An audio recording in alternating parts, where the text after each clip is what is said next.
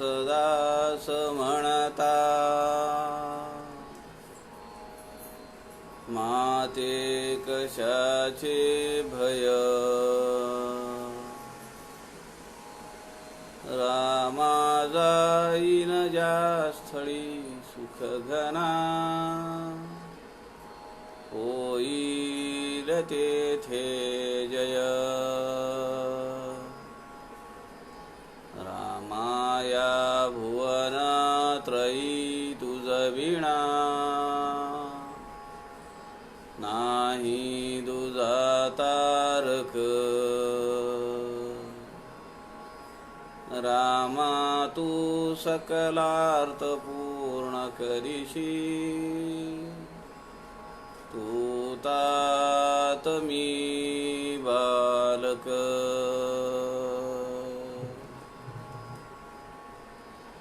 सुका सारिखे पूर्ण वैराग्य ज्याचे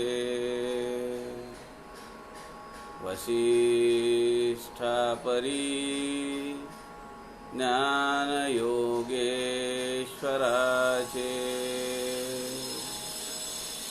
कवी वाल्मिकी सारिखा मान्य ऐसा नमस्कार माझा सद्गुरु रामदासा मला वाटते अंतरी त्वा वसावे तुझ्या दासबोधासी त्वा बोधवावे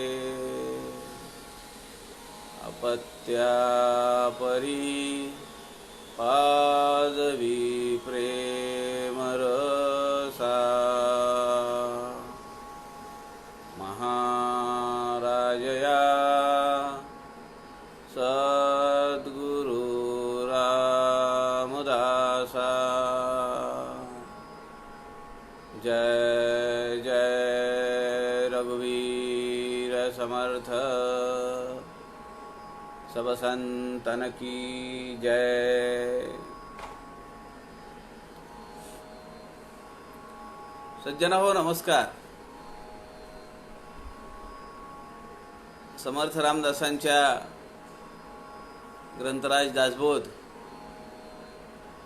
या अद्भुत अशा ग्रंथातील समासांचा आपण अभ्यास करण्याचा प्रयत्न करतोय, त्यावर चिंतन मनन करण्याचा प्रयत्न करतो आहोत। काल एक अप्रतिम समास आपण काल पाहिला, बुद्धिवाद निरूपण दशक 19 समास 6 आणि ज्यांनी आपल्या बुद्धीच्या बळावर अनेक पाखंडांची मतं जिरवून टाकली, त्यांना सडेतोड उत्तर दिलं, असे परमपूजनीय स्वामी वरदानंद भारतींची काल जन्मतिथी होती। त्याचप्रमाणे सामाजिक क्षेत्रामध्ये आपल्या बुद्धीच्या बळावर या देशाला एक मोठी ग्राहकांनी चालवलेली राष्ट्राच्या विकासासाठी ग्राहक पंचायत ही चळवळ ज्यांनी दिली ते ग्राहक तीर्थ बिंदुमाधव जोशी यांच्याही काल जयंतीचा जन्मतिथीचा आपण काल संदर्भ घेतला। आज दशक 19 समास 7 यत्न निरूपण या समासाचं नाव आहे। समर्थांच्या अत्यंत ठेवणीतला हा शब्द आहे तसं पाहिलं तर। यत्न तोची देव जाणावा 350 वर्षाखाली प्रारब्धाला नशिबाला भाग्यरेषेला बाजूला ठेवून आपल्याच हातामध्ये आपलं जीवन घडवण्याचं कसब आहे असं सांगणारे संत रामदास एकमेव संत आहेत. तूच आहेस तुझ्या जीवनाचा शिल्पकार असं काही वर्षांखाली पूजनीय सद्गुरू वामनराव पै यांनी हा मंत्र जनसामान्यांना दिला. संतांनी 350 वर्षाखाली 400 वर्षाखाली हा मंत्र त्या काळामध्ये लोकांसाठी दिला. हा समास यत्न निरूपण नाव जरी असेल पण प्रयत्न आहेतच. यत्नाची जोड दिली पाहिजे, बुद्धीची जोड दिली पाहिजे, शक्तियुक्ती कामाला लावली पाहिजे. पण समर्थ रामदासांना या समासामध्ये तो ज्ञानी महंत अपेक्षित आहे की जो समाजाच्या उत्कर्षासाठी तळमळतो आहे. लोकसंग्रह करणे, लोकसंघटन करणे, त्या सगळ्या समुदायाला सोबत घेऊन चालणे, असे अनेक समुदाय निर्माण करणे आणि राष्ट्रोद्धारासाठी काम करणे, हे ज्यांनी आपल्या जीवनाचं व्रत मानलेलं आहे त्याच्यासाठी हा समास म्हणजे गीता आहे. समर्थ रामदासांनी आपल्या आयुष्यातली 40-45 वर्ष ही लोकांचं संघटन करण्यासाठी आणि राष्ट्रोद्धारासाठी वापरली.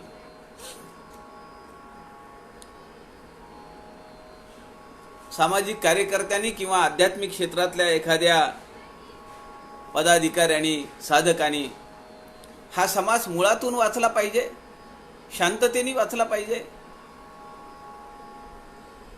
आणि नुसतं वाचन नव्हे, श्रवण नव्हे, तर मनन आणि निधिध्यास या समासातली जी सूत्र, सूक्ष्म सूत्र समर्थांनी दिली आहेत ती आपल्या जीवनामध्ये, आपल्या आचरणामध्ये त्याला आणता आली तर त्या चळवळीचं किंवा त्या संघटनेचं कार्य हे अत्यंत जोमाने होऊ शकतं.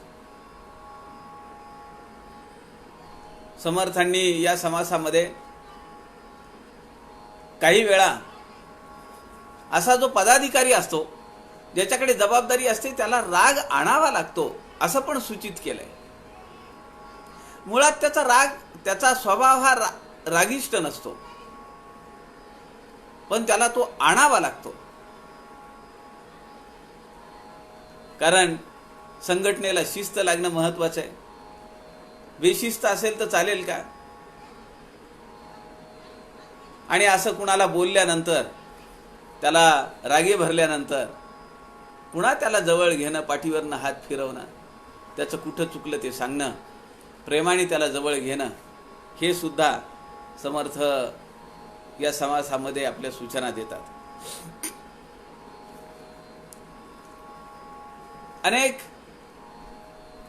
सूक्ष्म सूचना या समासामध्ये समर्थ रामदासांनी दिलेल्या आहेत. अत्यंत गोड समास आहे, अर्थपूर्ण समास आहे आणि सामाजिक क्षेत्रात असणाऱ्या किंवा आध्यात्मिक क्षेत्रात असणाऱ्या साधकाला, पदाधिकाऱ्याला, ज्यांनी उपाधी सांभाळली आहे अशा कार्यकर्त्याला हा समास खूप काही देऊन जातो. दशक 19, समास 7, यत्न निरूपण. खरं तर या समासामध्ये या समासाचं वैशिष्ट्य अजून एक असं आहे की या समासामध्ये समर्थ रामदास असं म्हणतात की 2 प्रकारचे लोक आहेत. या पृथ्वीच्या पाठीवर 2 प्रकारचे लोक आहेत. एक आहेत अज्ञानी आणि दुसरे आहेत आत्मज्ञानी. अज्ञानी माणूस जो आहे तो देहबुद्धीवर जगतो. माझी मुलं, माझी बायको, माझा प्रपंच इथपर्यंतच त्याची बुद्धी काम करते. पण जो आत्मज्ञानी माणूस असतो त्याला सगळे हे विश्वची माझे घर असं वाटतं.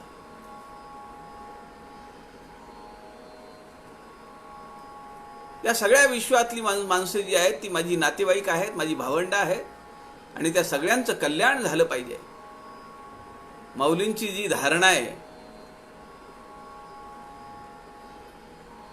अशीच धारणा आत्मज्ञानी पुरुषाची या ठिकाणी समर्थांनी सांगितली आहे. अज्ञानी माणूस हा केवळ वासना तृप्तीसाठी वेगवेगळ्या योजना लावतो, वेगवेगळी कामं करतो. समर्थांचा हा जो आत्मज्ञानी पुरुष आहे हा ज्ञानी आहे आणि समाजासाठी कारुण्य त्याच्या अंतःकरणात ओतप्रोत भरलेलं आहे. त्यामुळे तो समुदायाचा विचार करतो, राष्ट्राचा विचार करतो, जगाचं कल्याण कशात आहे हे तो पाहतो. या समासामध्ये आत्मज्ञानी माणूस अज्ञानी माणसाला कसा ज्ञानी करता येईल याची धडपड त्याच्या अंतःकरणात कशी आहे हे समर्थांनी अनेक ओव्यांमध्ये इथं पटवून दिलेलं आहे. समर्थ या समासामध्ये असंही म्हणतात, जे साधक असतात ते प्रेम प्रधान साधक असतात किंवा विचार प्रधान साधक असतात. बघा समर्थांचं सूक्ष्म निरीक्षण किती आहे. समर्थ म्हणतात आध्यात्मिक क्षेत्रामध्ये जी साधना करणारे लोक असतात त्यामध्ये दोन मुख्य प्रवाह आहेत. एक प्रेम प्रधान साधक आहेत तर दुसरे हे विचार प्रधान साधक आहेत. जे प्रेम प्रधान साधक आहेत ते भक्ती करतात, अनेक लोकांना सोबत घेऊन चालतात. विचार प्रधान साधक हे एककल्ली असतात, एकांतात बसतात, कुठेतरी जाऊन एकांतात साधना करतात आणि त्या साधनेच्या बळावर समाजाचा आणि राष्ट्राचा विकास आणि उद्धार होऊ शकतो. योगी अरविंद आपल्याला माहिती आहेत, स्वातंत्र्य समरातून बाहेर पडले आणि पॉंडिचेरीला जाऊन योग धारणा करत बसले. त्या योग धारणेच्या बळावर, एकांतिक साधनेच्या बळावर राष्ट्राला स्वातंत्र्य मिळालं आणि त्यांनी सांगितलेल्या दिवशी मिळालं. जो विचारप्रधान ज्ञानी आहे तो एकांत प्रिय असतो, प्रकृतीने गंभीर असतो, जास्त बोलत नाही, जास्त हसत नाही. अज्ञानी माणसांमध्ये तो फारसा मिसळत नाही. तरी देखील ग्रंथांचं लेखन, संभाषण, हेतू घेऊन किंवा काही प्रश्न घेऊन आलेले जे लोक आहेत त्यांना योग्य मार्गदर्शन करणे हे त्या विचारप्रधान साधकाचं तो आपलं आद्य कर्तव्य मानतो. समर्थांना या समासामध्ये प्रेमप्रधान साधक आणि विचारप्रधान साधक या दोघांचं मिश्रण असलेला ज्ञानी महंत जो समाज शरण वृत्तीनं समाजाच्या, राष्ट्राच्या उद्धारासाठी आपलं जीवन व्यतीत करतो आहे असा लोकसंघटक महंत समर्थ रामदासांना या यत्न निरूपण समासामधून अपेक्षित आहे.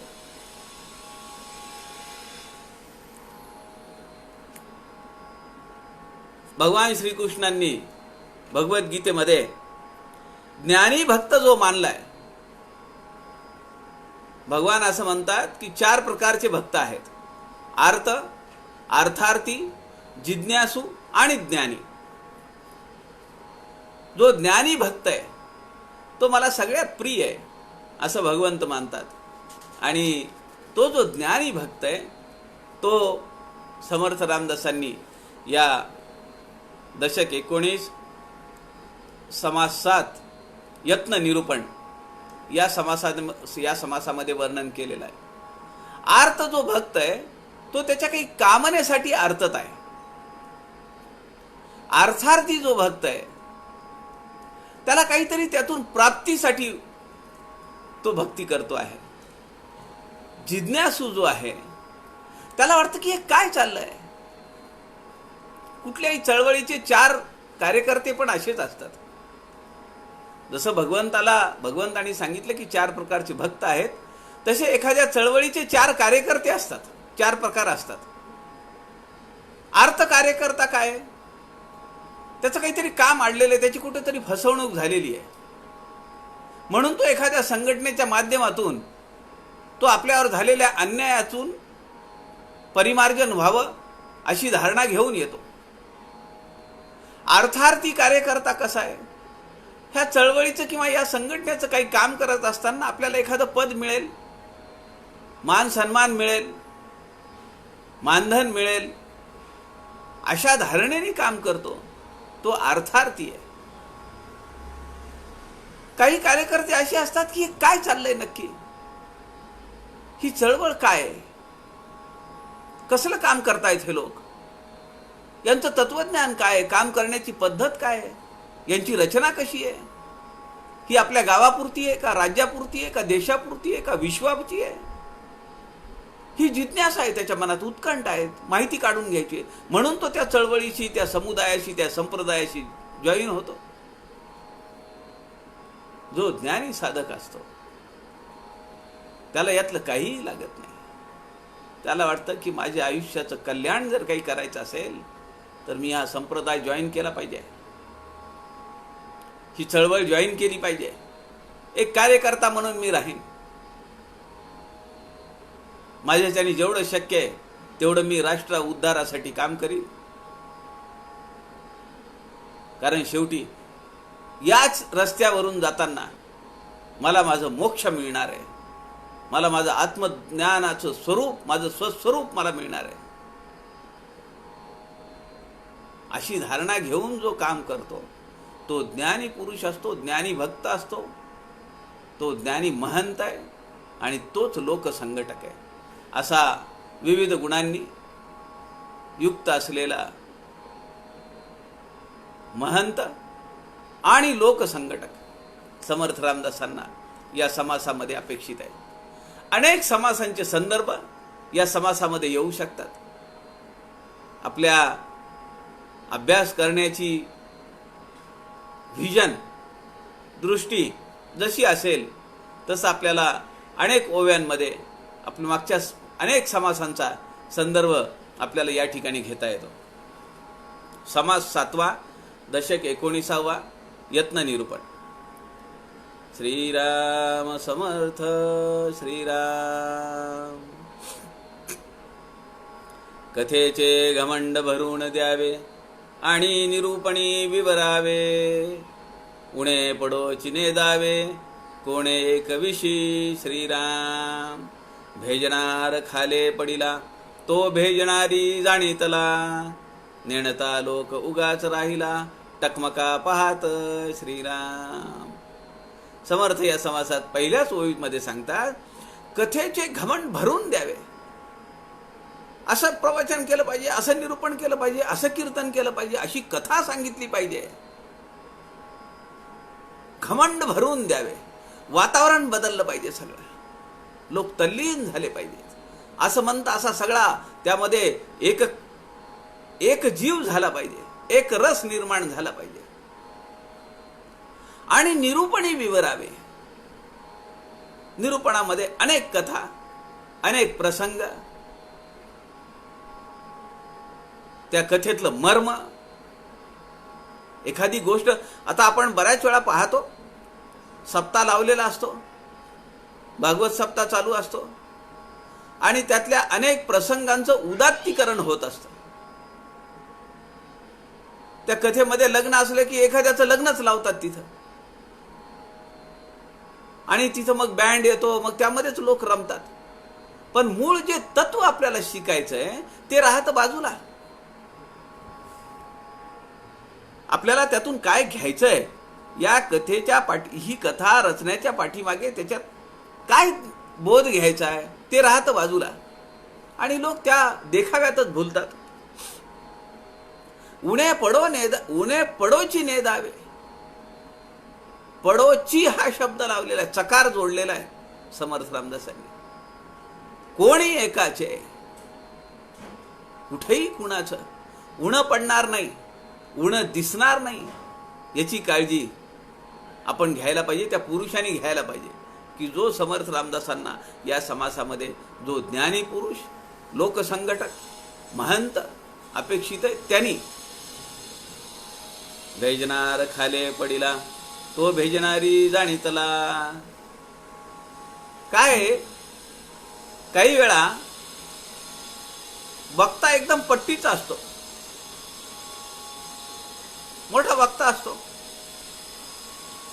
पण बोलताना स्लिप ऑफ टंग म्हणा किंवा काहीतरी गडबड होते म्हणा, प्रिंटिंग मिस्टेक असते दिलेल्या कागदावर आणि त्यातून तो बोलून जातो. समर्थ इथं म्हणतात भेजणार खाले पडीला. वक्ता त्याच्या भेजणारे म्हणजे वक्ता, त्यातला जो चतुर माणूस आहे, तो जो प्रवचनकार आहे, निरूपणकार आहे, तो खाले पडीला. खाले पडीला म्हणजे काय व्यासपीठावरून खाली आदळला का? तसं नव्हे. खाले पडीला म्हणजे त्याचा कुठेतरी शब्द अडकला,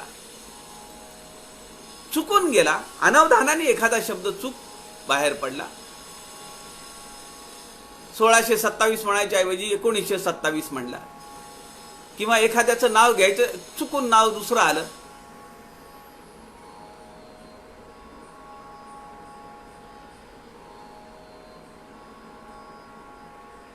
ही जी गोष्ट आहे, तो भेजणारी जाणीतला या विषयातला जो तज्ञ माणूस आहे, की जो श्रोता आहे, पुढे बसलेला आहे, त्यांनी जाणलं, हे लक्षात आलं, पण तो प्रॉम्प्टिंग करत नाही. तो लगेच उठून सांगत नाही, ओ काय बोलताय तुम्ही, 1627 नव्हे 1927 असं म्हणा.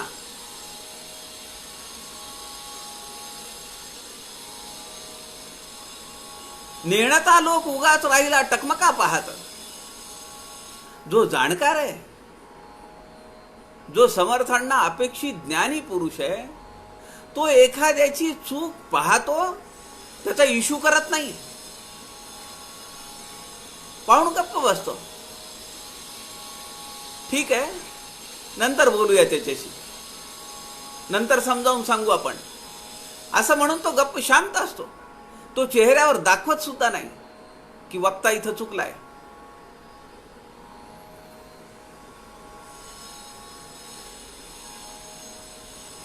नेणता लोक उगाच पाहत राहिला टकमका पाहत. नेणता लोक उगाच राहिला टकमका पाहत.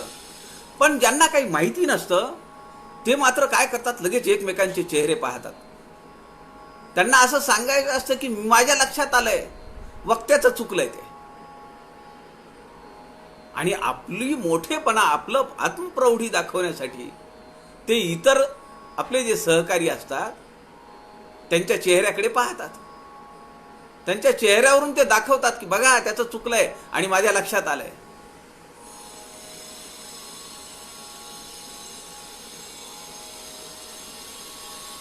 उत्तर विलंबी पडिले, श्रोतयास कळो आले, म्हणजे महत्व उडाले, वक्तयाचे श्रीराम. इथे एक प्रिकॉशनरी वर्ड समर्थ रामदासांनी दिलेला आहे. उत्तर विलंबी पडिले.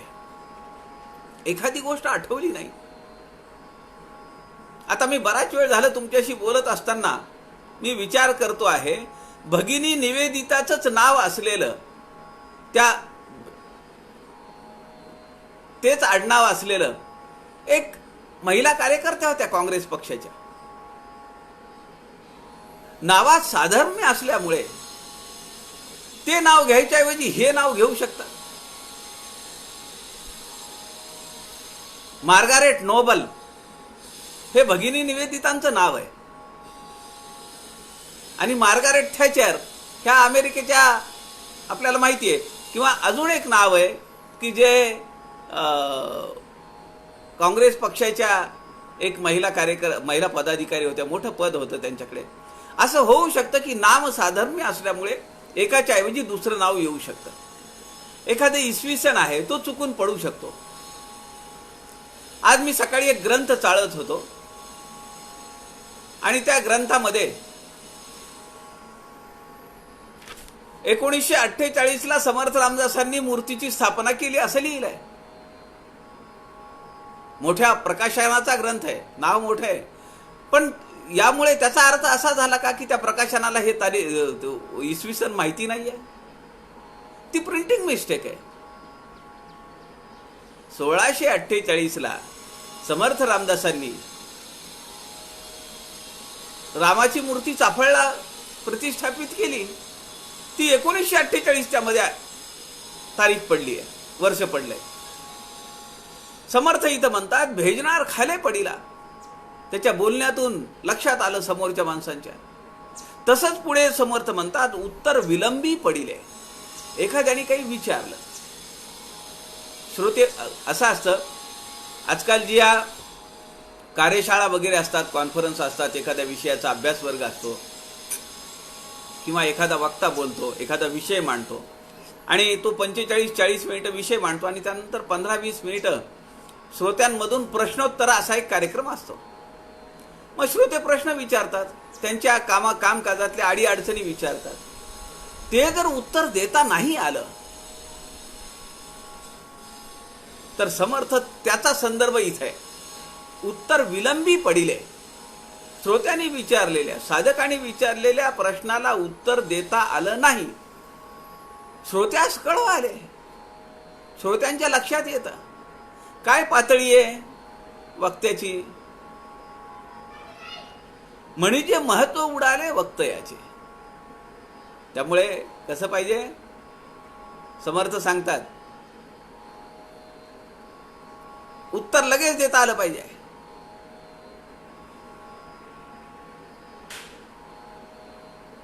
थोडे बोलोनी समाधान करणे, रागे जोन तरी मन धरणे, मनुष्य वेधी चलावणे, कोणी एक श्रीराम. थोडे बोलोनी समाधान करणे,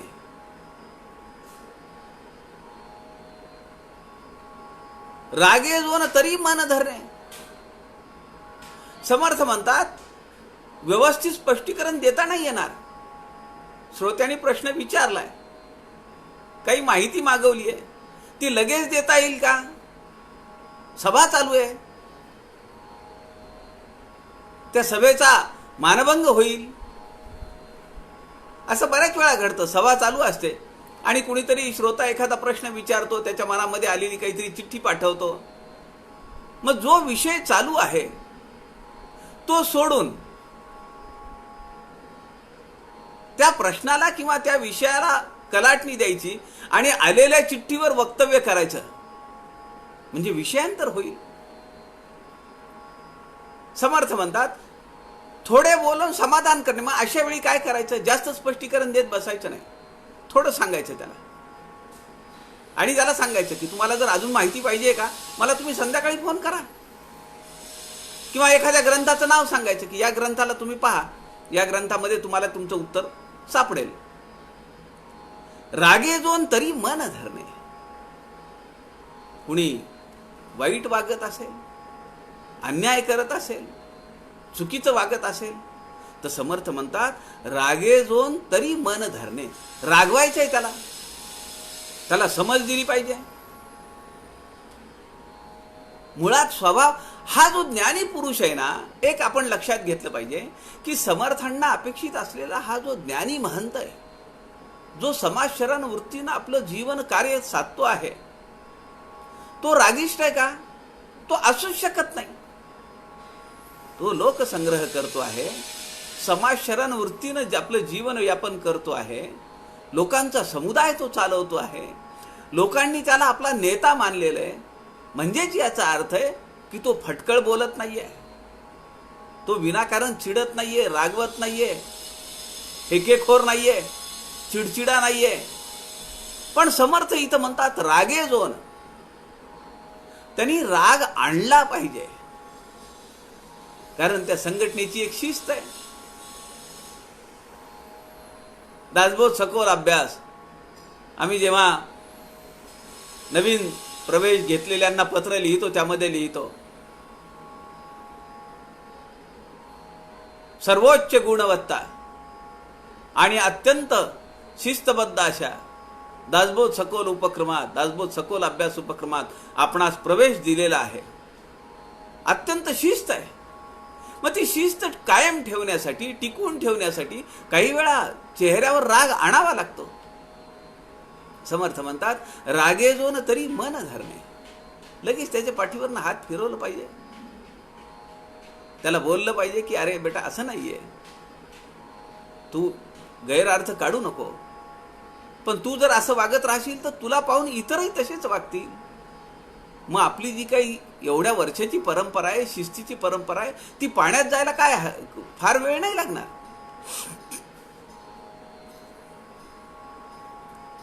आपल्याला माहिती आहे शीख पंथाचे 6वे धर्मगुरू, 6वे गुरु हरगोविंदजी आणि समर्थ रामदासांची भेट झाली. ते काश्मीरमध्ये असताना त्यांची भेट झाली आणि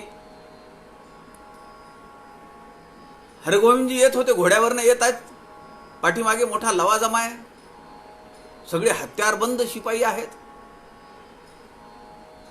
आणि दख्खनचा फार सुरेख वर्णन दास विश्रामधाम मध्ये केलेलं आहे. त्याचं त्या भाषेमध्ये केलेलं आहे की दख्खनचा कोणी साधू आलेला आहे असं त्यांना समजतं आणि मग ते बसून एकत्र चर्चा करतात.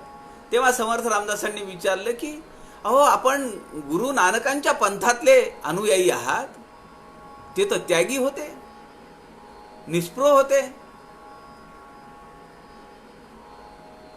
परम वैराग्यशील होते, मग त्यांच्या पंथामध्ये तुम्ही असताना तुम्ही हे एवढा लवाजमा कशाला ठेवला?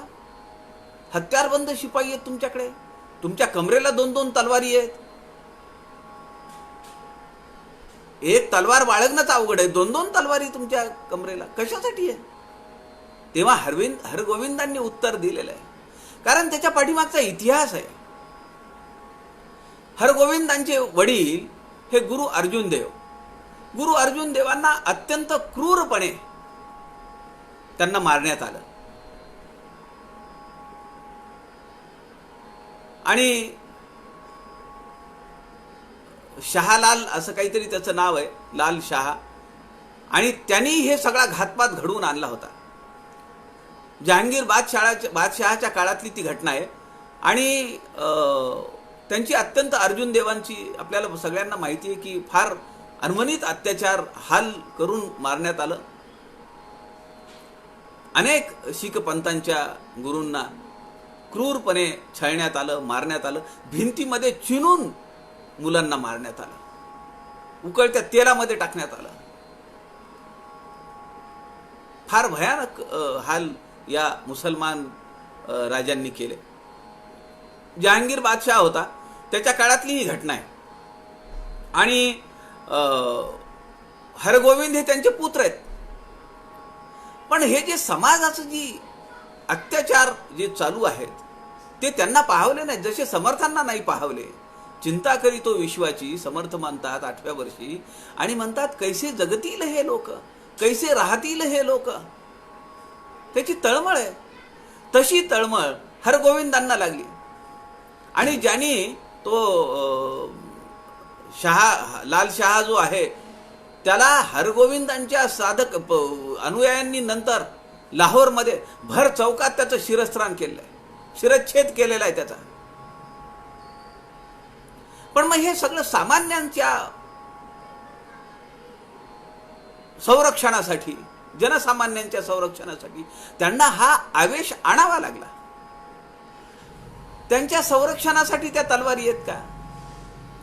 समर्थ रामदास सकाळी 5-25 साधकांसोबत, जे 5.5, 6.25 फूट उंचीचे बलदंड धिप्पाड रामदासी आहेत, त्यांच्यासोबत पहाटेच्या समयी मनाचे श्लोक म्हणत निघतात. ती कशासाठी आहे? एक दहशत बसण्यासाठी आहे. यावनी साम्राज्यांना, यावनी साम्राज्यकर्ते जे आहेत, मुसलमान जे पातशाह आहेत, त्यांना धडकी बसण्यासाठी समर्थांचे शिष्य असे चालायचे. समर्थाची या सेवका वक्र पाहे, असा सर्व भूमंडळी कोण आहे. खड्या आवाजामध्ये असा सकाळी सकाळी पहाटे आवाज ऐकल्याबरोबर सरदार लोक थरथर कापत नसतील तर काय? रागे जोण, त्याचा अर्थ असा आहे. आणि आपल्याला पुढे माहिती आहे, अहो तुम्हाला सांगत होतो मी, गुरु अर्जुन देव आणि त्यांचे पुत्र हे हरगोविंदजी, हरगोविंदजींच्या मुलीच्या लग्नामध्ये एक तो मुखविलास खान, तो आता जहांगीरचा जो पोरगा आहे, त्या जहांगीरच्या पोराने शहाजहाननी घातपात करून आपल्या बापाला मारला. ती परंपराच त्यांच्याकडे घातपात करणे. अफजल खान जसा घातपात करायचा, अफजल खानाने दक्षिणेमध्ये गेल्यानंतर जे छोटे छोटे संस्थान होते त्यांना धाकटदपशा करून, भीती घालून, दहशत घालून सगळी संस्था, ते सगळे राजांना आपलं मांडलिकत्व मान्य करायला लावलं. त्यातला एक कस्तुरी रंगन राजा आहे, पराक्रमी आहे, धर्मनिष्ठ आहे, आणि तो येत बधत नाहीये. तेव्हा या अफजल खानाने त्याला एक पत्र पाठवलं की तू मला भेटायला ये, आपण सगळे एक आहोत, आपण चांगलं काम करूया वगैरे वगैरे, अशी त्याला मोहिनी घातल्यासारखी केली. आणि तेव्हाची पद्धत काय होती, जे पत्र लिहिलंय त्या पत्रावर आपला जो हाताचा पंजा आहे चंदनाच्या ह्याच्यामध्ये, गंधामध्ये भिजवायचा, आणि तो त्या हाताचा पंजा जो आहे तो त्या कागदावर उमटवायचा. त्याच्याने एक आश्वासकता होती की काही दगाफटका नाहीये, मी माझा काय म्हणतो त्याला आश्वासन देतो, पंजा देणं म्हणजे. आणि तो जेव्हा कस्तुरी रंगन भेटायला आला तेव्हा त्याला जसा राजांना, शिवाजी महाराजांना बगलेत मारण्याचा प्रयत्न केला, तसा अफजल खानाने त्याला बगलेत मारला आणि त्याला शिरच्छेद केला त्याचा. आणि तेव्हापासून असं म्हणतात की पंजावर कुणी विश्वास ठेवत नाही. किती वर्ष झाली, पण आजही काही लोक आहेत असे, पंजावर विश्वास ठेवतात आणि आपलाच घात करून घेतात. हरगोविंदजींनी लढाई केली आणि 500 पठाण कापून काढले. शहाजहानचे सरदाराचे आलेले. म्हणजे हे जे रागेजोन आणणे, रागेजोन तरी मन धरणे, राग आणता आला पाहिजे, मुळात तो असता कामा नये, परंतु दाखवण्यासाठी तो उसणा आणायला पाहिजे. समर्थ पुढे म्हणतात, मनुष्य वेधीच लावणे कोणी एक. आणि मग जेव्हा असं एखाद्या वेळी समजा कुणी बोललं आणि त्यांनी नंतर जर आपली बाजू मांडली, अरे मी तुला कशासाठी बोललो, आलं का लक्षात तुझ्या, तुझं हे असं चुकलं ना, मग तुझं वागून बाकीचे लोक चुकतील, त्यांना काय वाटेल. आणि मी जर तुला नाही बोललो तर ते म्हणतील की तुम्ही इतरांना बोलता आणि यांनी काही केलं तर यांचं तुम्हाला सगळं खपून चालतं. एकाची पाठी राखीती एकाच देखो न सकती. असं वर्तन असून चालेल का आपलं. असं जर त्याला समजावून सांगितलं तर मग तो पुन्हा जाणार आहे का आपल्यापासून. म्हणून पुढे समर्थ म्हणतात, मनुष्य वेधीच लावणे कोणी आहे का. वेध, त्याला वेळ लागलं पाहिजे आणि त्यांनी आपल्या संप्रदायाला सोडून जाता कामा नये. काय माणसं जमवायची कला समर्थ शिकवतायत. सोसवेणा चिणचिण केली, तेथे तामस वृत्ती दिसोन आली, अवघी आवडी उडाली, श्रोतयाची श्रीराम. समर्थ म्हणतात, ज्यांना सोसत नाही, संगीत चालीला तो व्याप, नाहीतर अवघाची संताप. संगीत चाललंय, छान चाललंय, तो खरा व्याप आहे. जैसा व्याप तैसे वैभव, वैभवासारिका हाव भाव. आणि त्याप्रमाणे समाजामध्ये आपली पत वाढते, आपली इज्जत वाढते. समर्थ या ठिकाणी म्हणतात, सोसवेणा चिडचिड केली. आपल्याला जर सहन होत नसेल, चिडचिड केली, विनाकारण लोक कार्यकर्त्यांवर घसरायचं, थोड्या थोड्या गोष्टीला त्यांच्यावर चिडायचं, चार लोकांच्या समोर एखाद्या कार्यकर्त्याला भसभस बोलायचं, आपलं मोठेपण, आपलं पद दाखवण्यासाठी. समर्थ म्हणतात, तेथे तामस वृत्ती दिसून आले. बाकीचे लोक म्हणतील, अहो काय एवढी वर्ष झाली दासबोधाचा अभ्यास करताय, यांच्या स्वभावात काही फरक पडला नाही, होतं का नाही असं. अशी कित्येक उदाहरणं द्यायची तुम्हाला. 20, 25, 30 वर्ष ग्रंथराज दासबोधाचा अभ्यास केला, पण चिडचिडेपणा नाही गेला, राग नाही गेला. कशाचा अभ्यास केला. सगळं पाणी पडलं अभ्यासावर. लोक म्हणतात तामसी माणूस आहे. अवा काही सात्विक आहे का? काय उपयोग आहे दासबोधाचा अभ्यास करून, समर्थांच्या वाङ्मयाचा अभ्यास करून? हेच शिकले का? हे यांना अजून राग आवरत नाहीये, यांना अजून चिडचिडेपण आवरत नाहीये, यांची तामस वृत्ती संपलेली नाहीये. कधी सात्विक वृत्ती यांची दिसेल? लोक असं बोलतात, हे मी ऐकलेलं आहे.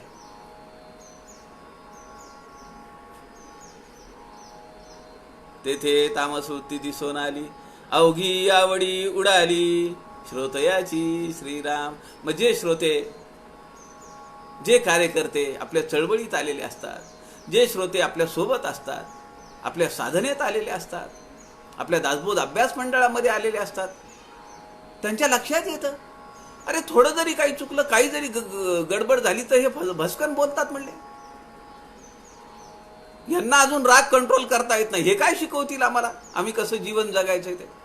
मग समर्थ म्हणतात अवघी आवडी उडाली श्रोतयाची. मग लोकांना आपल्याबद्दल जो आदर आहे, आवड निर्माण झाली आहे, आपुलकी आहे, ती उडून जाईल. कुणी आपल्या सोबत राहणार नाही. कोण कोण राजी राखिले, फार गोड ओवी आहे होई, किती अर्थपूर्ण ओवी आहे. कोण कोण राजी राखिले, कोण कोण मनी भंगिले, क्षणक्षणा परीक्षिले पाहिजे लोक श्रीराम. वर्षातून एक दिवस परीक्षा घ्यायची आहे का? म्हणजे लोकांची परीक्षा नव्हे, क्षणक्षणा परीक्षिले पाहिजे, पाहिजे लोक, हा चौथा चरण आहे. क्षणक्षणा परीक्षिले, लोकांना परीक्षायचं ना, परीक्षा लोकांची नाहीये, आपली परीक्षा आहे. आत्मचिंतन करणे. मी किती लोकांना दुखवलं, किती लोक माझ्या जवळ आले, किती लोक माझ्यापासून दुरावले माझ्या बोलण्यामुळे, माझ्या वागण्यामुळे. याचा विचार समर्थ म्हणतात क्षणोक्षणी केला पाहिजे. तोच संघटक, तोच महंत समाजाच्या उद्धाराचं काम करू शकतो, राष्ट्राच्या उद्धाराचं काम करू शकतो. ज्याला स्वतःच्या रागावर नियंत्रण घेता येत नाहीये, स्वतःला काय पाहिजे हवे पण अजून त्याचं संपलं नाहीये, पदाची लालसा संपलेली नाहीये, पदाची नशा अजून डोक्यात राहिलेली आहे, तो काय करणार? एखाद्या संघटनेचं किंवा एखाद्या संप्रदायाचं काम काय करणार? कोण कोण राजी राखिले, किती लोकांचं अंतःकरण मी राखलंय, किती लोक माझ्याबद्दल चांगलं बोलतायत. कोण कोण मनी भांगिले, किती जणांच्या अंतःकरणाला मी छेद दिला, किती लोकांचं मन मी भंग केलं, त्यांना दुःख दिलं, क्लेश दिले. याचा विचार समर्थ म्हणतात क्षणक्षणा परीक्षिले पाहिजे लोक. किती लोक आले, किती लोक गेले, याचा विचार केला पाहिजे. एखादी सामुदायिक चळवळ, एखादी संघटना आहे, आणि लोक जर थांबत नसतील आपल्यासोबत, आपल्या संघटनेसोबत काम करत नसतील, येतात लोक निघून जातात, येतात लोक निघून जातात, याचं आत्मपरीक्षण नको व्हायला. कुठल्याही संघटकांनी, कुठल्याही संघटनेच्या अध्यक्षांनी याचा विचार केला पाहिजे की या लोक चळवळीमध्ये लोक थांबतात का नाही, त्यांची निष्ठा आहे का नाही. बरं, व्यक्तिनिष्ठा असून उपयोगी नाही. एखाद्या माणसासाठी म्हणून लोक जर पुढे येत असतील तर ते चुकीचं आहे. That is very dangerous. व्यक्तिनिष्ठा नको. माणूस आज आहे, उद्या नाही आहे.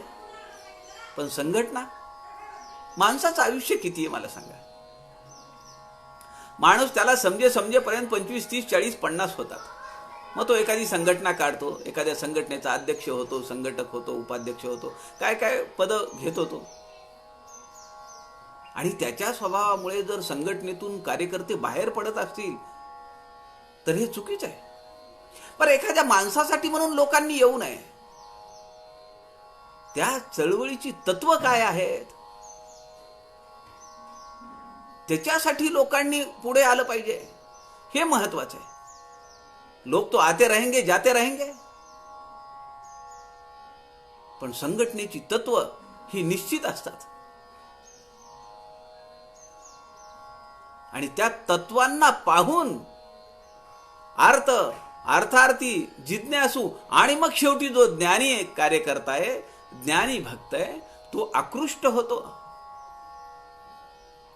इथं आम्हाला समर्थांच्या वाङ्मयाचा अभ्यास करत असताना आम्हाला काही मिळणार आहे, कुठलं पद मिळणार आहे, प्रमाणपत्र मिळणार आहे म्हणून आम्ही हे करतोय का? आम्हाला जीवन कसं जगायचंय हे समजून घेण्यासाठी आम्ही याचा अभ्यास करतो आहोत. सगळ्या परीक्षांमध्ये प्रमाणपत्र आहेत. समर्थ विद्यापीठाच्या 3 परीक्षा आहेत, प्रमाणपत्र आहेत. शाळेला प्रमाणपत्र आहेत. जे शाळा विद्यार्थ्यांना अभ्यासक्रमाला बसवते त्या शाळेच्या मुख्याध्यापक किंवा ज्या शिक्षकांनी ह्याच्यासाठी मेहनत घेतली आहे, परिश्रम घेतले, त्यांच्या नावाने एक प्रमाणपत्र येतं. पण दासबोध सखोल अभ्यास हा एकमेव असा उपक्रम आहे की इथं कुठलंही प्रमाणपत्र दिलं जात नाही. मग काय दिलं जातं? ज्यांचे 200 स्वाध्याय पूर्ण होतात त्यांचा सत्कार केला जातो. या उपक्रमाचे अधिष्ठान असणाऱ्या परमपूजनीय अक्का स्वामी वेलणकरांचा एक फोटो दिला जातो. एक 100 पाणी वही दिली जाते. एक पेन दिला जातो श्रीराम जयराम जय जयराम लिहिण्यासाठी. एक जपाची माळ दिली जाते आणि एक घोंगडीचं आसन दिलं जातं. साधना करा एका ठाई, एका जागेवर, एकाच वेळी एकच साधना करा. त्यासाठी त्याचा गौरव केला जातो. पुढे समर्थ म्हणतात, शिष्य विकल्पे रान घेतो, गुरु मागे मागे धावतो, विचार पाहो जाता तो, विकल्पची अवघा श्रीराम. अनेक संप्रदायांमध्ये, अनेक संघटनांमध्ये, सामाजिक चळवळींमध्ये हा प्रसंग आपण पाहतो. समर्थ म्हणतात, शिष्य विकल्पे रान घेतो. रान घेतो म्हणजे काय? जमीन विकत घेतो का मठ करण्यासाठी? विकल्प म्हणजे त्याच्या मनामध्ये काहीतरी प्रश्न आहे, संशय आहे, भ्रम आहे. मुद्दाम होऊन तो ट्रॅक सोडतो. विकल्पे रान घेतो म्हणजे बाजूला जातो आणि तो आपल्या संघटनेपासून दूर जातो आहे, आपल्या संप्रदायापासून दूर जातो आहे. म्हणून गुरु त्याच्या मागे मागे लागतो. परमपूजनीय आप्पा स्वामी वरदानंद भारती, काल आपण ज्यांचं अनेक वेळा उल्लेख केला, अनेक राजकारणी लोक त्यांच्या मागे पुढे फिरत असत.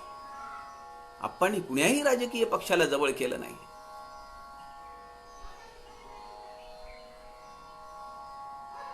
शंकराचार्य एका कामात व्यस्त होते आणि पूर्व सूचना न देता, इंदिरा गांधींच्या काळातला हा प्रसंग आहे, त्या गेल्या, वर्दी देण्यात आली, माननीय पंतप्रधान आपल्या दर्शनासाठी येत आहे. ते म्हणाले, मी आता बिझी आहे, मी माझ्या कामात व्यस्त आहे, आता नाही भेटू शकत मी. काय मनाची तदाकारता आहे विहित कर्माच्या बाबतीत. पंतप्रधान असेल ना राष्ट्रपती असेल, त्यांना शेड्यूल आहे ना, त्यांना प्रोटोकॉल आहे. मग इकडे प्रोटोकॉल नाहीये का? केव्हाही कुणालाही भेटायचं का? आणि आपण एखादा पाहतो आता, आजकालचे बुवा बंधू बाबा जी आहेत ते किती मागे असतात राजकारण्याच्या. राजकारणी त्यांचा सप्ताह ठेवतात आणि मग त्या सप्ताहामध्ये ते त्याचं नको ते वर्णन स्तुती करत राहतात. जो काल आमदार झाला ते म्हणतात मुख्यमंत्री होणार आहेत पुढच्या 5 वर्षात. काय घेणं का देणं? समर्थ म्हणतात, शिष्य विकल्पे रान घेतो, गुरु मागे मागे धावतो, विचार पाहो जाता तो, विकल्पची अवघा. कसा संप्रदाय वाढेल, कशी ती संघटना चढेल, मार्गी लागेल, विस्तार होईल? होणार नाही. कारण गुरु हा आपल्या संकुचित स्वार्थाला जास्त महत्व देतोय संघटनेपेक्षा. आणि तो जर शिष्याच्या मागे लागला, कारण शिष्य धनिक आहे, शिष्याकडे सत्ता आहे, संपत्ती आहे, साधन आहे, म्हणून त्याच्या मागे लागायचं का? ग्राहक तीर्थ बिंदू माधव जोशींनी आम्हाला एक चाटण दिलेलं आहे. कुठलाही राजकारणी, राजकीय पक्षाचा पदाधिकारी ग्राहक पंचायतचा सदस्य होऊ शकणार नाही आणि ग्राहक पंचायतचा पदाधिकारी कुठलीही राजकीय निवडणूक लढवणार नाही. काय अग्निदिव्य आहे. राजकारणापासून दूर स्वतंत्र स्वायत्त काम करता आलं पाहिजे. बिंदू माधव जोशी नेहमी म्हणत, ज्या दिवशी राजकीय पक्षाच्या मागे लागून तुम्ही ही संघटना त्यांच्या खुंटीला अडकवाल किंवा दुसऱ्या एखाद्या संघटनेच्या खुंटीला ज्या दिवशी ग्राहक पंचायत तुम्ही अडकवाल, त्या दिवशी या चळवळीच्या ऱ्हासाचा पहिला दिवस समजून चला. स्वतंत्रपणे काम करा, स्वायत्त काम करा. गुरुनी असा विचार केला पाहिजे. तो जर त्या शिष्याच्या मागे लागला तर काय उपयोग आहे. आशाबद्धी क्रियाहीन नाही चातुर्याचे लक्षण, ते महंतीची भणभण बंद नाही श्रीराम. आता मग तो जो गुरु आहे की जो शिष्याच्या मागे लागतोय, की जो शिष्य चुकीच्या मार्गावर चाललाय, त्यांनी संप्रदाय सोडलाय, असा गुरु समर्थ म्हणतात तो आशावादी आहे. त्याला काही अपेक्षा आहे. क्रियाहीन, त्याचं जे विहित कर्म आहे ते त्याला करायचं नाहीये. नाही चातुर्याचे लक्षण, चतुरता नाहीये त्याच्या अंगी. आपली चळवळ कुठली आहे, आपलं काम कुठलं आहे, आपलं संप्रदाय कुठला आहे, हे त्यांनी सगळं पाणी सोडलं त्यावर. ते महंतीची भणभण बंद नाही. असा जो काही माणूस बोलेल त्याचं भणभण ऐकावी लागेल. आणि बंद नाही म्हणजे अकलबंद नाहीये किंवा योग्य नाहीये. असा जो गुरु आहे तो आपल्या शिष्याच्या, आपल्या कार्यकर्त्याच्या मागे जर लागत असेल, त्याचे तुष्टीकरण करत असेल, तो चुकीचं वागतोय त्याची पाठराखण करत असेल, तर त्याच्या बोलण्यामध्ये काही अर्थ नाही. अकलबंद नाही. बंद नाही याचा अर्थ ते अकलबंद नाही. अक्कल म्हणजे चातुर्य शून्य आहे, ते योग्य नाही, अयोग्य आहे. ऐसे गोसावी हळू पडती, ठाई ठाई कष्ट होती, तेथे संगतीचे लोक पावती, सुख कैचे श्रीराम. समर्थ म्हणतात ऐसे गोसावी हळू पडती. अनेक संस्थांमध्ये आपण पाहतो, संस्थेचा, संघटनेचा विस्तार व्हावा म्हणून अनेक लोकांच्या कच्छेपी लागतात. राजकारणी पुढाऱ्याला बोलावतात, एखादा कार्यक्रम ठेवतात आणि ते आमदार खासदाराला कुणाला तरी बोलवतात, पुढाऱ्याला बोलवतात. यांना वाटतं की तो आला म्हणजे आपल्या चळवळीचं मोठेपण होईल. तसं नसतं. उलट तो त्याची पोळी भाजून घेतो आपल्याकडे येऊन आणि त्याच्या मागे पुढे झुलावं लागतं आपल्याला त्याची व्यवस्था करण्यामध्ये. ऐसे गोसावी हळू पडती, त्यांची पत जाते. हळू पडती म्हणजे नष्ट होतात. ती चळवळ रसातळाला जाते. हळू पडती, त्यांची पत जाते, त्यांची समाजामधली इब्रत जाते, इज्जत जाते निघून. ठाई ठाई कष्टी होती. आणि मग तो शिष्य ज्याच्या मागे लागून यांनी सगळी ती संस्था मातीत घातलेली असते, त्याला अनेक ठिकाणी कष्टी व्हावं लागतं, दुःखी व्हावं लागतं. समाजातले लोक म्हणतात अहो एवढी मोठी चळवळ त्या माणसाने उभी केली आणि हा तिथे येऊन बसला आणि यांनी काय केलं, त्या चळवळीची वाट लावली सगळी. कशासाठी?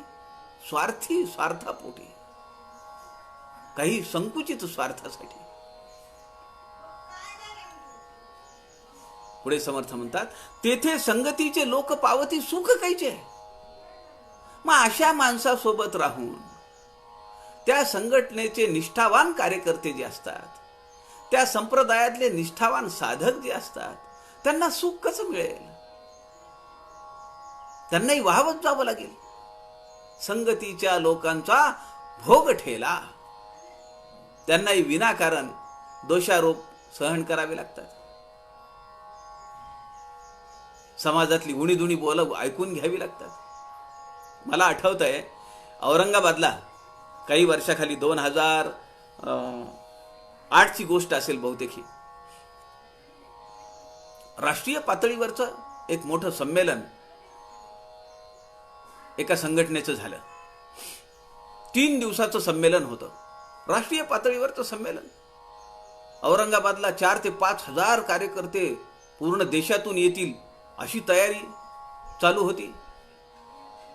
आणि त्याला लागणाऱ्या निधीसाठी म्हणून एकाने अशी शक्कल काढली की जिल्हा पुरवठा अधिकाऱ्यांना आपल्या कार्यकर्त्यांनी जाऊन भेटावं आणि त्यांच्याकडनं निधी गोळा करावा, त्यांच्याकडनं काही निधी मागावा. आपल्याला माहिती आहे की जिल्हा पुरवठा अधिकारी जो असतो त्याच्याकडे धान्य वितरणाचं काम असतं आणि यामध्ये खूप मोठे भ्रष्टाचार होऊ शकतात, सावळा गोंधळ होऊ शकतो. आमच्या नांदेडचे एक जिल्हा पुरवठा अधिकारी 2-2.5 वर्ष झाले कोट्यावधीचा भ्रष्टाचार केलेला, पण 2 वर्ष झाली ते सापडत नाहीयेत.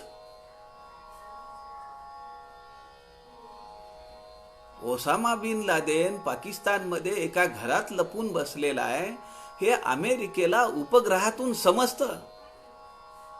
अमेरिका योजना लावते आणि त्याचा खात्मा करते, तेव्हा जगाला समजतं. आणि आमच्याकडे एक माणूस दिवसा ढवळ्या तो सगळीकडे फिरतो आहे आणि तो प्रशासनाला, पोलिसांना सापडत नाही. ह्याच्यापेक्षा हास्यास्पद प्रसंग कुठला आहे का? कधी कधी मोठी म्हणजे आश्चर्य वाटतं. करोडो रुपयाचा भ्रष्टाचार केला, 2 वर्ष झाली. अहो, महत्वाचं म्हणजे कोर्टाने आदेश काढला की या माणसाचे बॅनर्स करून लावा. किती आपल्याला, आपल्यासारख्या सामान्य माणसाला हे अनाकलनीय आहे की एक जिल्हा पुरवठा अधिकारी, उपजिल्हाधिकारी पद आहे त्याचं, आणि तो सापडत नाहीये 2-2 वर्ष झाली. आणि कोर्ट सांगतं की तो सापडत नसेल तर त्याचे मोठे बॅनर करून लावा, म्हणजे लोक पकडून देतील म्हणे. हसावं का रडावं? लोकशाहीची शोकांतिका आहे ही. विषय वेगळा आहे. तर मला सांगायचा उद्देश असा होता की त्या फार मोठं 3 दिवसाचं ते अधिवेशन होतं. 4-5 हजार लोक औरंगाबादमध्ये येणार, त्यांचा खर्च हे ते सगळा. मग ते असं सांगितलं की जिल्हा पुरवठा अधिकाऱ्यांकडे काही पुस्तकं फिरवावीत आणि त्यांच्याकडनं निधी गोळा करावा. आता ते काही खिशातून देणार आहे का कुणी? तो त्या रेशनिंगवाल्या दुकानदारांना बोलवणार आणि त्याला प्रत्येकाला एक पुस्तक देणार, हे मला खपव आणि मला पैसे आणून दे, टार्गेट दिलेलं आहे. आता तो काय करणार? लोकांच्या मुंड्या मारणार. आज परिस्थिती काय आहे? कोरोनाच्या या म्हणजे अत्यंत भयावह परिस्थिती आहे. सगळं जीवनमान ठप्प झालेलं आहे. आज जगामध्ये सगळ्यात जास्त घसरलेला GDP हा भारताचा आहे. ग्रॉस डोमेस्टिक प्रोडक्शन, त्याला GDP म्हणतात. त्याच्याहून विकास दर ठरवला जातो. जगामध्ये सगळ्यात नीचांकी -23, उणे 23 हा आज भारताचा GDP आहे. 6 महिने झालं सगळं ठप्प झालंय. आणि ज्यांनी या सगळ्या जगाला एका विनाशाच्या काठावर आणून ठेवलं, त्या चीनचा GDP मात्र 2.3 आहे. ही काय आकडेवारी मधली गफलत आहे का काय भानगडे नक्की समजत नाही. सगळ्यात नीचांकी GDP भारताचा आहे, उणे 23, आणि चीनचा +2.3. म्हणजे एवढी पातकं करून नरक यातना भोगायच्या ऐवजी माणसं राज्यपदावर बसलेली आहेत. मोठी शोचनीय अवस्था आहे. मुद्दा मला आपल्याला सांगायचा असा होता की ती जिल्हा पुरवठा अधिकारी तेव्हा माझे क्लासमेट इथं होते, वेटरनरी डॉक्टर होते, पण ते MPSC करून मग इकडे आले. ते मला म्हणाले, लाड, तुमचा चेहरा तुम्ही किती झाकला तरी नक्की लक्षात येते. आता ते माझा चेहरा म्हणजे विजय लाडचा चेहरा नव्हे, मी त्या संघटनेचं काम करत होतो म्हणून. ते म्हणाले सगळे सारखेच आहेत हो, ही पावती पुस्तकं कुठून भरून द्यायची आम्ही. संगतीच्या लोकांचा भोग ठेला, समर्थ जे म्हणतायत इथं त्याची प्रचिती. तेथे संगतीचे लोक पावती सुख कायचे. कसं सुख मिळेल? आपली धारणा काय, आपलं तत्व काय, आपली वाटचाल काय, आपण कुठल्या दिशेने जायला पाहिजे आणि करतो काय आहोत. जायचंय देवाच्या आळंदीला आणि चाललोच चोराच्या आळंदीला, कसं शक्य आहे? जिकडे तिकडे कीर्ती माझे, सगट लोकास हव्यास उपजे. लोकराजी राखोन कीजे, सकळ काही श्रीराम. समर्थ म्हणतात, पण त्यांचा जो ज्ञानी पुरुष आहे, जो लोकसंघटक आहे, तो कसा आहे? तो निस्पृह आहे, समाजशरण वृत्तीनं काम करतो आहे. राष्ट्राची चिंता आहे, बहुजन समाजाची त्याला कळकळ आहे, सामान्य जनांसाठी तळमळ आहे, त्यांच्यासाठी त्याच्या हृदयामध्ये कारुण्य आहे. जिकडे तिकडे कीर्ती माझे, असा जो ज्ञानी महंत आहे, लोकसंघटक आहे, त्याची कीर्ती सगळीकडे पसरती आहे. सगट लोकास हव्यास उपजे. सगट या शब्दाचा अर्थ आहे केवळ सज्जन नव्हे. सगट म्हणजे सगळे. त्यामध्ये दुर्जन आले, त्यामध्ये राजकीय पुढारी आले, त्यामुळे पक्षाचे लोक आले, त्यामध्ये संत आले, त्यामध्ये महानुभाव आले, त्यामुळे त्यामध्ये सज्जन आले, सामान्य नागरिक आले. सगट सगळ्यांना लोकास हव्यास उपजे. त्याच्याबद्दल आपुलकी वाटते, त्याच्याबद्दल आदर निर्माण होतो, त्याच्याबद्दल मनामध्ये प्रेम स्नेह निर्माण होतो. लोक राजी राखोन की जे सकळ काही. कारण तो कसं वागतो, लोकांच्या अंतःकरणातलं तो पाहतो. शेकडो वर्ष झाली आमची एक भावना आहे की राम इथे जन्मला, इथं आम्हाला त्याचं एक मंदिर पाहिजे. शेकडो वर्ष झाली न्यायालयीन लढे चालू झाले, उपोषणं झाली, अनेकांची बलिदान झाली, पण निकाल लागला ना आज. लोक राजी राखोण की जे सकळ काही. आता कालचं एक व्हॉट्सअपवर पडलेली एक पोस्ट आहे, विनोदी आहे. एका बाजूला मोर दाखवलाय आणि एका बाजूला मध्यंतरी तुम्ही पण पाहिली असेल ती पोस्ट. माननीय पंतप्रधान नरेंद्रजी मोदी हे निवांत सकाळच्या प्रहरी बसलेले आहेत आणि मोर येतो. ते काहीतरी वाचन करतायत आणि मोर येतो आणि ते जे काही धान्य ठेवलेलं आहे तो येऊन खातो, त्यांच्या जवळ येऊन खातो. कालची पोस्ट अशी आहे, त्यात 2 फोटो आहेत. एका बाजूला मोदीजी बसलेले आहेत, बाजूला मोर आलेला आहे. दुसऱ्या फोटोमध्ये मोदीजींनी हातात बासरी घेतलेली आहे. आता काही विशेष आहे का यात? वाजवत असतील. खाली एक प्रश्न है, अब आगे का इरादा क्या है? मथुरा में शिलान्यास करना है क्या? लोकांचे विचार आणि लोकांची बुद्धी कशी चालेल आपण नाही विचार करू शकत. आगे का विचार क्या है? अब मथुरा में शिलान्यास करने की तैयारी है क्या? हातात बासरी आहे म्हणून. समर्थ म्हणतात, जिकडे तिकडे कीर्ती माझे. आज सगळ्या जगामध्ये आपल्या देशाबद्दल एक लोक पाहतात, एक उंच मान करून बघतात. इथलं नेतृत्व, इथं होत असणारी कामं. एवढा मोठा कोरोनाचा आजार आला पण धीरोदात्तपणे सगळं राष्ट्र उभा राहिलं. नाही तर इथली लोकसंख्या आणि आपल्याकडे असणारी साधनं सुविधा, अहो पोटात गोळा उठेल. नुसतं कल्पना जरी केली असती त्या काळामध्ये, त्या प्रेतांचे खच पडलेले तिकडे, आणि ती जर अवस्था भारतात जर आली असती तर तिकडे तरी खड्डे करून टाकायची व्यवस्था करता आली. इकडे करणार काय? रांगा लागल्या असत्या त्या भट्टीच्या पुढे, कारण एवढी झाडं पण नाही येत ना कापून काढायला. पण आमचं राष्ट्र आणि आमचं राष्ट्राचं नेतृत्व धीरोदात्तपणे उभं आहे. एवढं मोठं संकट आलं, ठीक आहे, जीडीपी कमी जास्त होत राहील, उद्या उद्योगशील होतील लोक, सगळं पूर्वपदावर येईल. फिनिक्स पक्षाप्रमाणे ही भूमी अजून भरारी मारेल.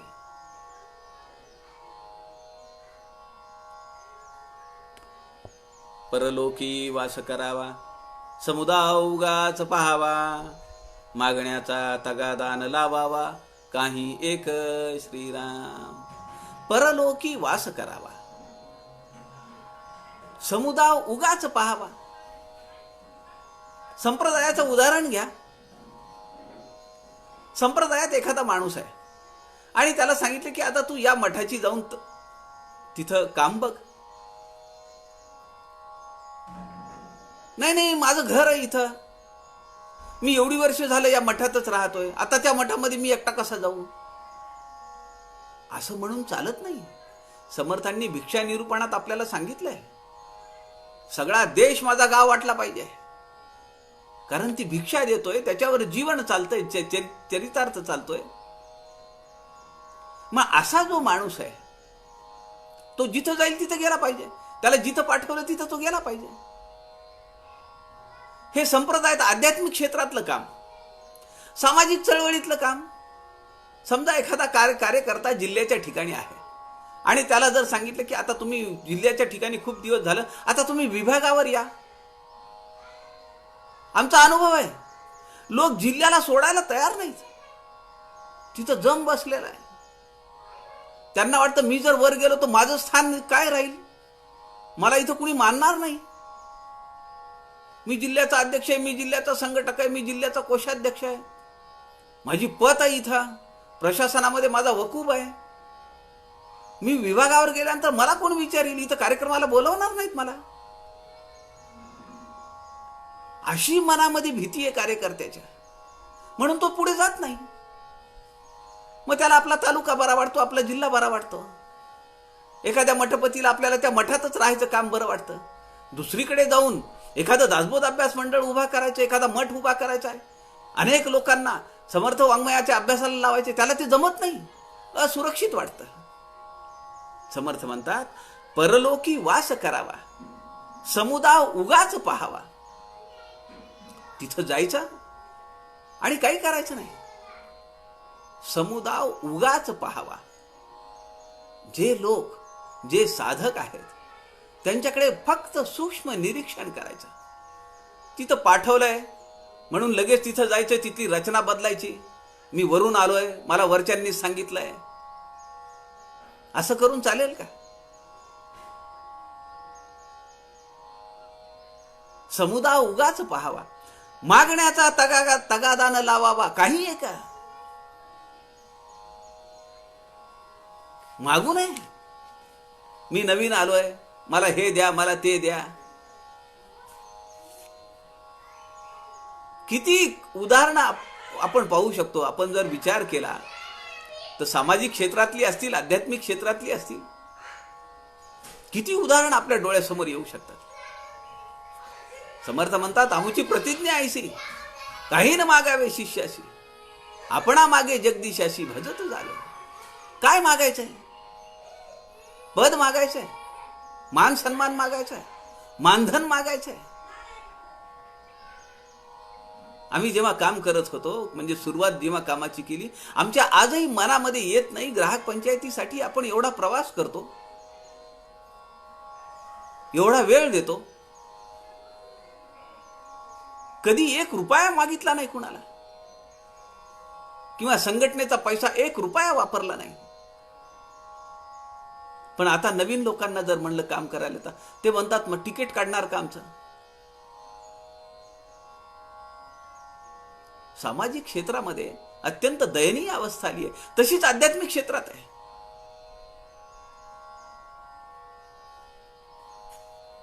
आधी कष्ट मग फळ, कष्ट करावे लागतील, तिथं जावं लागेल, तो मठ उभा करावा लागेल, अनेक लोकांना साधनेला लावावं लागेल, तर मग तुम्हाला महंती मिळेल, तर तुमचं मोठेपण आहे, तर तुमचं नेतृत्व लोक मान्य करतील.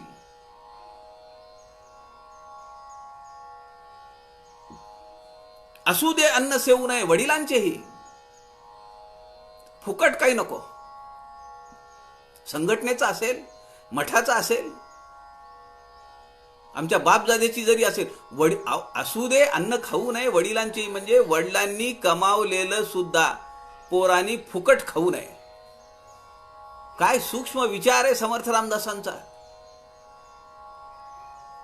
माणूस कष्टत राहिला पाहिजे, परिश्रमाला महत्व आहे. ग्राहक पंचायतीचे पंचक आहे, पंचपाळ जसं असतं तसं पंचसूत्र आहेत. त्यामध्ये एक श्रमिक आहे, एक उद्योजक आहे, एक शेतकरी आहे. परिश्रमाला महत्व आहे. काही न मागा, काही तगादा मागण्याचा तगादा न लावावा काही एक.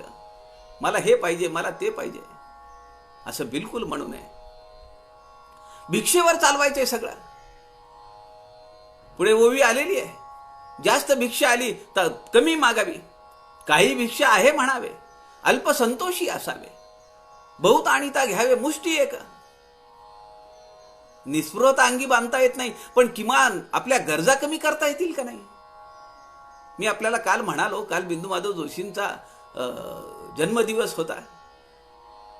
परमपूजनीय आप्पा स्वामी वरदानंद भारती आणि ग्राहक तीर्थ बिंदू माधव जोशी सामाजिक आणि आध्यात्मिक क्षेत्रात दोन महानाग आहेत. हिमालयासारखं उत्तुंग कार्य आहे त्यांनी केलेलं.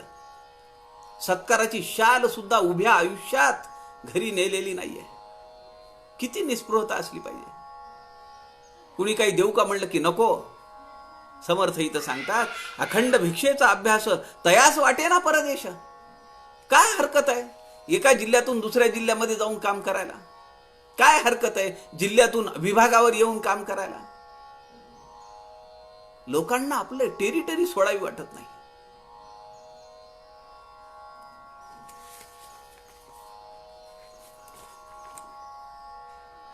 परलोकी वास करावा, समुदाय उगाच पाहावा, मागण्याचा तगादा न लावावा काही एक. श्रीराम. समाज तुम्हाला काही अपेक्षेने पाहतोय, समाज तुम्हाला आदराने पाहतो, प्रेमाने पाहतो, स्नेहाने पाहतो. मग तुम्ही लोकांकडनं मागून घेणार का? त्याच्या घरी जळतंय नाही जळतंय ते सोडून द्या. काही लोक मला असं म्हणतात, जळता जळत नाही त्याच्या घरी, काय हरकत आहे? त्यांनी 500 रुपये दिले, 5000 द्यायला पाहिजे. त्यांनी जळता जळत नाही त्याच्या घरी, काय कमी पडलंय त्याला? अहो त्याच्या घरी काय जळता जळत नाही, त्याला त्याच्याशी काय घेणं देणं आहे आपल्याला? 500 रुपयाचं दातृत्व त्यांनी आपल्या संघटनेला दिलं, आपल्या मंडळाला दिलं, आपल्या संप्रदायाला दिलं. हे काय कमी आहे का? योगायोग आहे. आज 2 सप्टेंबर तारीख आहे. आपल्यापैकी बरेच जणांनी कन्याकुमारीला श्रीपाद शिला पाहिली असेल, ते स्मारक पाहिलं असेल कन्याकुमारीत. 72 तास स्वामी विवेकानंद ध्यानस्थ बसलेले त्या शिळेवर. 72 तास. अहो त्या खडकावर जायचं होतं आणि पाणीमध्ये स्वामी विवेकानंद आले आणि म्हणाले की मला त्या बेटावर नेऊन पोचवशील का? त्या नावाड्याला म्हणाले. तो म्हणाला हो पोचवतो ना, लोकांना न्यायचंच आहे, तुम्ही पण बसा. एवढे पैसे लागतील काय? 50 पैसे 10 काय असतील ते त्या काळामधली गोष्ट आहे. ते म्हणाले माझ्याकडे पैसे नाही आहेत. तो म्हणाला मग फुकट कसं नेणार मी तुम्हाला? आता स्वामी विवेकानंदांना ते काही स्वतःचं नाव सांगित नाहीत,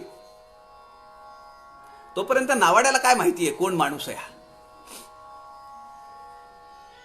आणि तो म्हणाला फुकट नेणार नाही.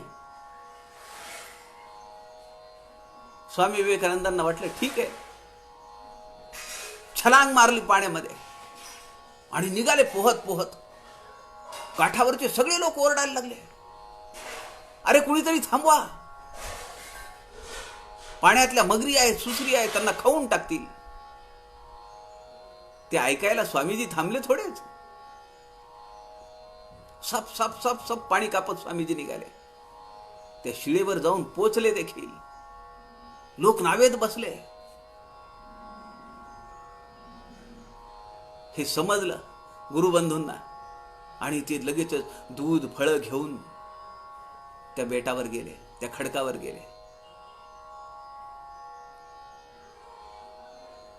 72 तास स्वामी विवेकानंद साधनेला बसलेले आहेत. पूर्ण भारताची प्रतिकृती समोर आलेली आहे. तो सागर जिचे चरण धुतो आहे आणि जिच्या मुकुटावर हिमालय गाजतो आहे, अशा त्या भारत मातेची पूर्णाकृती मूर्ती समोर आली. स्वामी विवेकानंद तिचं ध्यान करतायत आणि गुरुबंधू आले. ते म्हणाले, काही ठेवू का यातलं? ते म्हणाले, थोडी फळं आणि दूध ठेव. 72 तासांनी त्यांनी घेतलेलं आहे, त्याचं सेवन केलेलं आहे.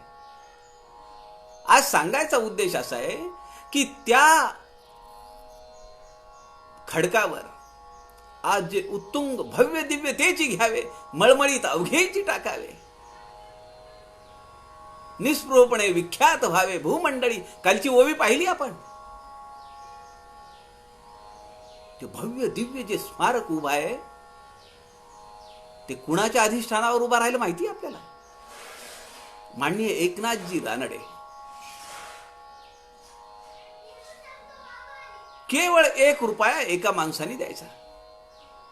समर्थ काय म्हणतात? मागण्याचा तगादा न लावावा. समर्थ एका ठिकाणी म्हणतात, काही भिक्षा आहे म्हणावे, त्याचे लाखो रुपये घेऊन काय करायचे? छत्रपती शिवाजी महाराज म्हणाले, मी बांधून देतो मंदिर. समर्थ म्हणतात, अनेक लोकांचा सहभाग लागला पाहिजे. कुणाला वाटलं पाहिजे की मी 10 विटा दिल्यात, मी श्रमदान केलंय, मी सिमेंट दिलंय, मी वाळू दिली आहे, मी काम केलेलं आहे, मी टोपले उचललेले आहेत, मी झाडं लावलेली आहेत. प्रत्येकाचं योगदान पाहिजे. माननीय एकनाथजी रानडेंनी आपल्या आयुष्यात 1 लाईफ 1 मिशन, एकच काम केलं आणि ते म्हणजे ते भव्य दिव्य जे स्मारक आपण पाहतो आहोत कन्याकुमारीला, त्याचं निर्माण. तगादा न लावावा. मागण्याचा तगादा नको. हे द्या, ते द्या, ते द्या, ते द्या. समाज आपल्याकडे एका वेगळ्या धारणेने पाहतोय. मग बाकीच्या लोकांमध्ये मागणाऱ्यांमध्ये आणि आपल्यामध्ये फरक काय? 1 रुपया घेतला एका माणसाकडून आणि ते भव्य दिव्य स्मारक कन्याकुमारीला उभं राहिले. सज्जन हो, आज 2 सप्टेंबर 1970 ते स्मारक राष्ट्राला अर्पण करण्यात आलं. 50 वर्ष झाली आहेत आज आजच्या दिवशी. आजच्या दिवसाचं महत्व आहे हे.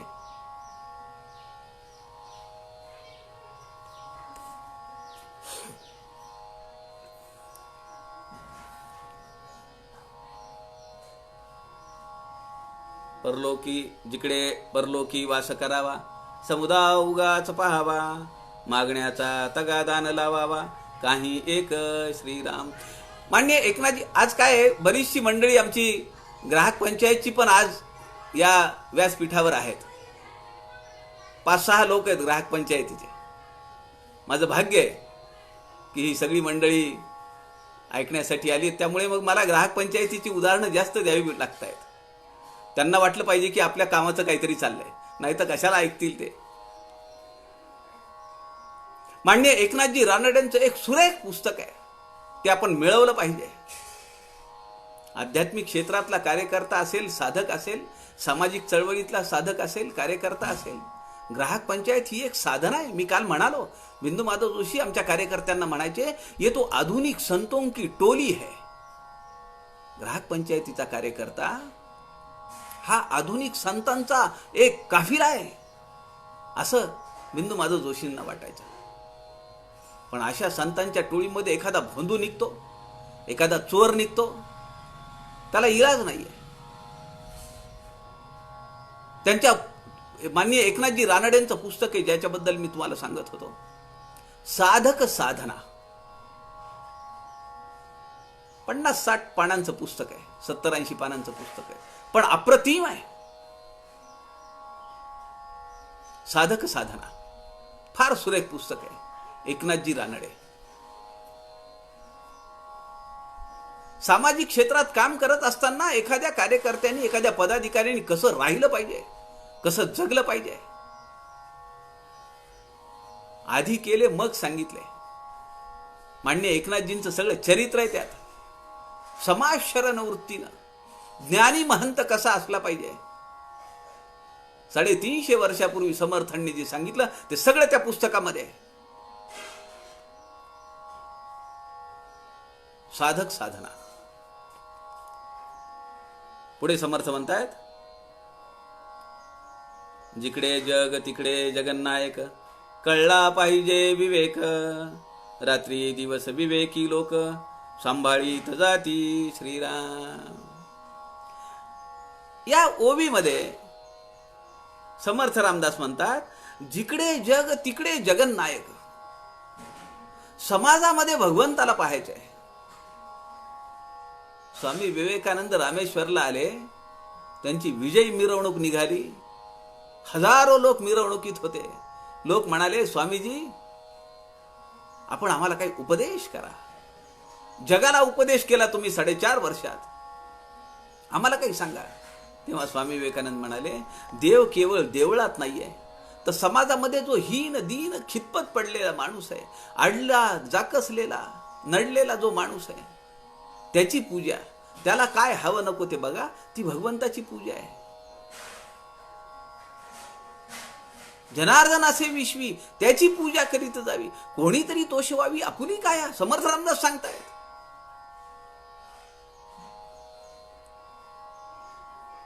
एकत्वेन पृथक्तेन बहुधा विश्वतो मुखम. भगवान सांगतायत गीतेमध्ये, विराट समाजाला ज्ञान यज्ञेन चाप्यन्ये यजंतो मामुपासते. एकत्वेन पृथक्त्वेन बहुधा विश्वतो मुखम. ज्ञान यज्ञेन चाप्यन्ये यजंतो. अनेक उपासनेचे मार्ग आहेत. ज्ञानी लोक अनेक उपासनेच्या मार्गावरून माझ्याकडे येतात, पण त्यातले काही लोक एकत्वेन एकच मार्ग चोखाळतात, तो म्हणजे बहुधा विश्वतो मुखम. समाजाला माझं स्वरूप समजतात. जसं समर्थ म्हणतात, जनार्दन असे विश्वी, त्याची पूजा करीत जावी, कोणीतरी कष्ट व्हावी आपुली काया. अडले जाकसले जाणावे, त्याचं काय कमी जास्त पडले, विवेक बळे त्यास उगवावे. समर्थ रामदास सांगतात, जिकडे जग तिकडे जगन्नायक. त्या जगामध्ये, समाजामध्ये आपल्याला तो भगवंत दिसला पाहिजे. कळला पाहिजे विवेक, हा विवेक कळला पाहिजे. जो ज्ञानी पुरुष आहे, जो लोकसंघटक आहे, जो समाज शरण वृत्तीनं काम करतो आहे, त्याला हे सगळं कळतं. पुढचा जो 3रा आणि 4था चरण आहे, त्यामध्ये समर्थ म्हणतात, रात्री दिवस विवेकी लोक सांभाळीत जाती. असा जो ज्ञानी पुरुष आहे, असा जो महंत आहे, जो लोक चळवळ चालवतो आहे, समर्थ संप्रदायाचं काम करतो आहे, अशा पुरुषाला समाज सांभाळतो. हा एक अर्थ आहे. 2 अर्थ निघतात इथं. असा जो ज्ञानी पुरुष आहे की जो समाजामध्ये भगवंताला पाहतो, अडल्या नडल्या लोकांचं जाऊन काम करतो, त्यांची दुआ घेतो, असा जो विवेकी माणूस आहे, त्याला रात्री दिवस विवेकी लोक सांभाळीत जाती. केवळ दिवसा सांभाळत नाहीत, रात्री सुद्धा त्याला काय हवं नको पाहतात. बिंदुमाधव जोशींसोबत आम्ही प्रवास करायचो. वयाच्या 73व्या वर्षी मी काल आपल्याला सांगितलं, ओपन हार्ट सर्जरी झाली, हार्टचा वॉल बदलला, रात्रीचा खोकला यायचा. रेस्ट हाऊसमध्ये आम्ही त्यांच्या बेडवर आळीपाळीनं झोपायचो. रात्री खोकला आला, ठसका लागला, पटकन पाणी द्यायचं, पटकन गोळी द्यायची आहे. सारखं विचारायचं, नाना औषधं घेतली का दुपारची, नाना गोळ्या घेतल्या का संध्याकाळच्या. लोक सांभाळतात अशा माणसाला. दुसरा याचा अर्थ असा आहे, रात्री दिवस विवेकी लोक सांभाळीत जाती. असा जो विवेकी पुरुष आहे, असा जो ज्ञानी पुरुष आहे, जो लोकसंघटक आहे, समाजशरण वृत्तीनं वागतोय, तो समाजातल्या अनेक लोकांना तो सांभाळून नेतो. केवळ दिवसा सांभाळतो असं नव्हे, रात्री सुद्धा तो सांभाळतो. याचा अर्थ काय? रात्री तो लोकांच्या दारात जाऊन बसतो का? रात्री त्याचं चिंतन चालू असतं, त्याचं नियोजन चालू असतं. काय पुढची योजना आहे, काय करायचंय पुढच्या महिन्यात, कुठला कार्यक्रम घ्यायचा आहे. आमचे कार्यकर्ते आता राखी पौर्णिमा झाली, प्रशासनामध्ये जातात, रक्षासूत्र बांधतात. आता यावर्षी कोरोनामुळे सगळंच ठप्प झालंय. नाही तर कार्यकर्ते जातात, जिल्हा पुरवठा अधिकारी, अतिरिक्त जिल्हाधिकारी, निवासी उपजिल्हाधिकारी, जिल्हाधिकारी अशा लोकांना जातात, ज्यांच्याशी संपर्क येतो त्यांना जाऊन त्यांना राखी बांधतात. ग्राहको रक्षती रक्षिता. तुम्ही ग्राहकांचं रक्षण करा, ते तुमचं रक्षण करतील. एखाद्या पोलीस अधिकाऱ्याने चांगलं काम केलं, त्याला जाऊन प्रमाणपत्र देतात, प्रशस्ती पत्र देतात, एक कृतज्ञता पत्र देतात कार्यकर्ते. 2 वर्षाखाली नांदेडला एका डॉक्टरांनी त्यांनी रेफर केले काही पेशंट, तर मुंबईवरून त्यांना काहीतरी 25-30 हजार रुपये झाले. त्याला 4-5 वर्षापूर्वीचा काळ आहे. तो चेक त्यांना आला, तुम्ही आम्हाला रेफरन्स केले तुमचे पेशंट म्हणून. त्याला कट प्रॅक्टिस म्हणतात. घरी बसल्या पैसे, काही न करता फुकट, कमी वेळात कमी श्रमात पैसा मिळवणे, हे काही लोकांचं जीवनाचं ध्येय असतं. तर ते 24-25 हजार रुपये आलेले ते त्यांनी एक पत्र पाठवून त्याला दिले, पाठवून त्या मोठ्या हॉस्पिटलला, की गरजू व्यक्तीला हे पैसे द्या. आम्हाला समजलं. ग्राहक पंचायतीचे कार्यकर्ते एक पुष्पगुच्छ आणि एक पत्र घेऊन त्यांना गेले, की ग्राहक पंचायत चळवळीला तुमच्यासारख्यांचा मोठा आदर आहे, मोठा आधार आहे. आपण खरी मानव सेवा करीत आहात. आम्हाला आपल्याबद्दल कृतज्ञता वाटते. विवेकी लोक सांभाळीत जाते. हा जो विवेकी पुरुष आहे, ज्ञानी पुरुष आहे, तो अनेक योजना लावतो. पुढच्या महिन्यात काय करायचं, त्याच्या पुढच्या महिन्यात कुठला सण आहे, 24 डिसेंबर आला, राष्ट्रीय ग्राहक दिन आला, मग त्याची योजना कशी लावायची. एखादं भित्तीपत्रक काढायचं का, स्पर्धा घ्यायच्या का. आता आमचा चातुर्मास चालू आहे, दर बुधवारी पारायण आहे. आज बुधवार आहे, मग पारायण किती लोकांचं झालं, दशक वाचून झाला का.